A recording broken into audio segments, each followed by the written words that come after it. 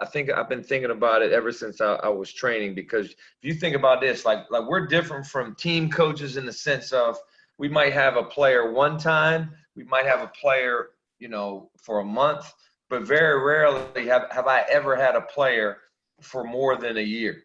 There have been some players that, yes, have trained with me locally for, I think the longest was 4 years. But if they did train with me over the course of a decade, they were in and they were out, time, schedule, we're not their real coaches. Time is a problem. Now, even with team coaches, like team coaches have games, sometimes rules prevent them from training them.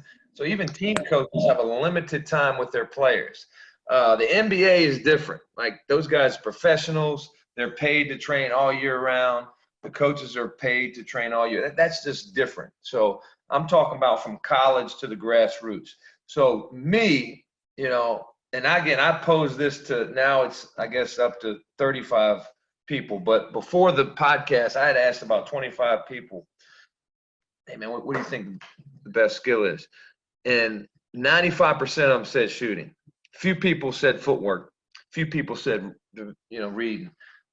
My long answer is all of them important, right? You got to teach all of them. So if you're teaching shooting and not dribbling, you're correct. If you're teaching reading and not, dribbling or passing, you're correct.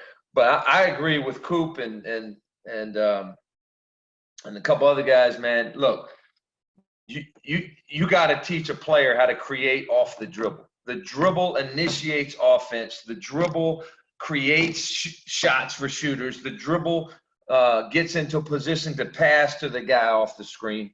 The dribble creates everything. And so you can't pass unless you have space. How do you get space? Well, you can definitely do it off the catch, but you got to cross the ball against defense. A lot of teams now press. So you got to have guys that can handle the rock. Golden State is unguardable because players 1 through 5, can handle the ball. Now, the NBA game is different than the grassroots game, but the skill of everybody can handle, all right, should be popular in ninth grade ball, 9-year-old ball. If everybody can handle the ball on a team, that team's going to do pretty well, whatever level they're at. Now, to win a championship, to be consistent, you got to do other things. But we always talk about in our curriculum, if you get the ball to the paint, that's called a paint touch. And the best way to get the ball to the paint is to spread out and just catch and rip, catch and drive, come off a ball screen. The game now is turning into, as Courtney said, there's a lot of small people. And if they do have big people, they don't want to play inside no more. Everybody wants to face up. So kids are going to quit basketball if they're tall and the coach puts them inside. So you want to keep kids playing every year. You want to keep the fun in the game. So you teach people to spread out. So offenses now in every level are going 4 out, 1 in, 5 out. And so when you run a 5 out, everybody has a chance to dribble and drive. Everybody has a chance to come off DHOs. Everybody has a chance to catch and rip. And I know Billy Donovan believes this. This is where I got him. He was at Florida, not OKC. They chart paint touches. So they want to chart every time on offense the ball gets to the paint. And you get to the paint by driving and hitting cutters or posting up.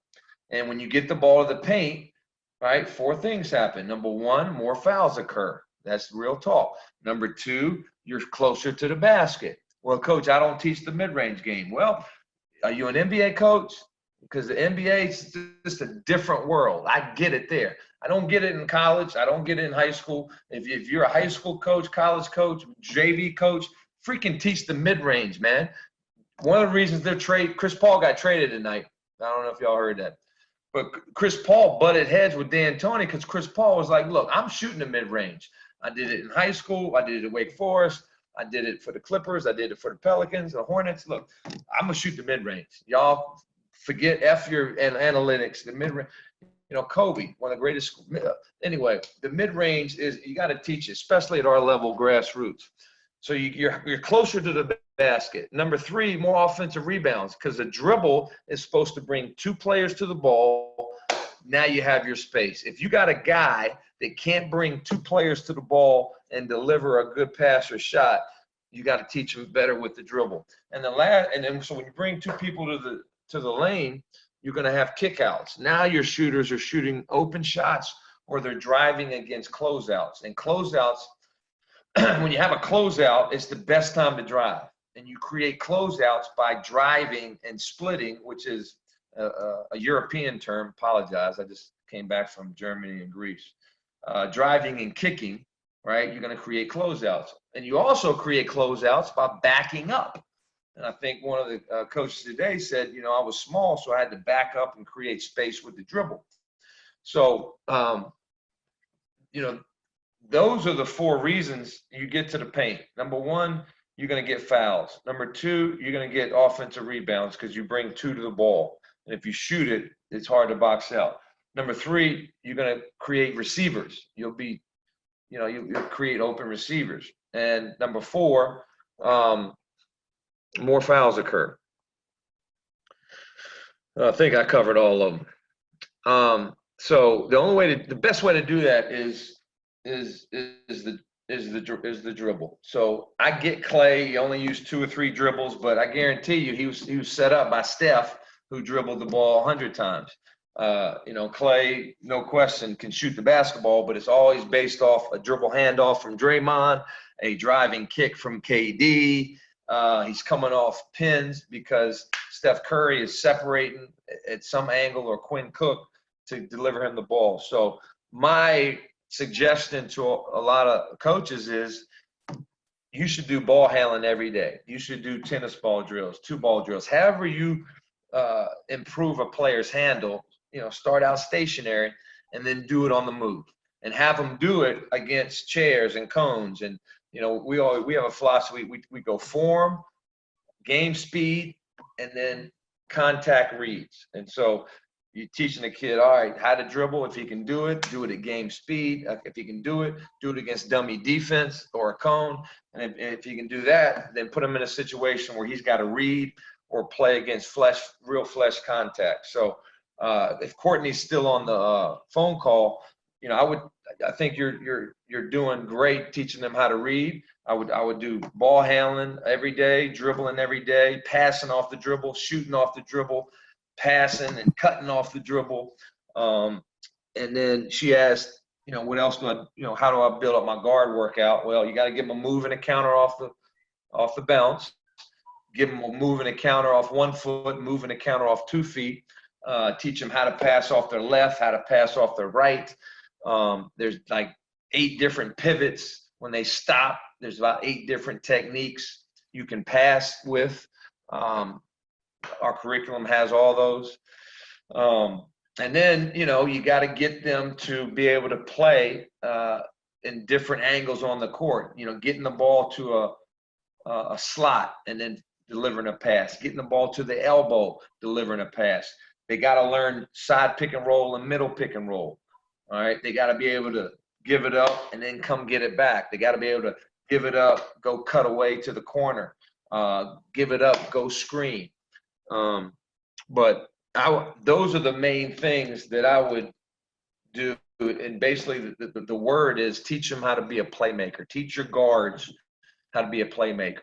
You know, whether a 1, there a 2, can they create off the dribble? Can they create off the cut? Right? Can they create off the catch? There's Courtney. And then from your skill content, there are your drills. Don't build your drills first. Build your skill content. Like, I got a 1, what does he need? I got a 2, what does he need? I got a 3, what does he need? And our curriculum has a lot, obviously, more in depth, but it's so important. I'll say it again. Teach them how to create off the cut. Teach them how to create off the bounce, and teach them how to create off the finish. And again, when I say create, it means they're either going to shoot or pass. So a lot of coaches forget to get passing reps to their players, you know, where you got to pass off, like you went in to finish, now you got to pass. You went in to finish off 2 feet, you go through your step through, now you got to. So I always do scores and passes off a move. So if they're doing a jab step, they're going to jab shoot, then they're going to jab pass. If they're doing a step through, they're going to step through shoot, 5, 6 times, and then they're going to step through pass and then get it back or go to another spot. Very effective, and then it develops them to now, you know, because if you get a kid a lot of shots, they're going to go into their team and they're going to be thinking shoot, shoot, shoot, shoot, shoot, and they got to be able to play with 4 other teammates. And then if we have time, as I said, time's a factor. We teach them, that guard, how to screen, right, and then get it back.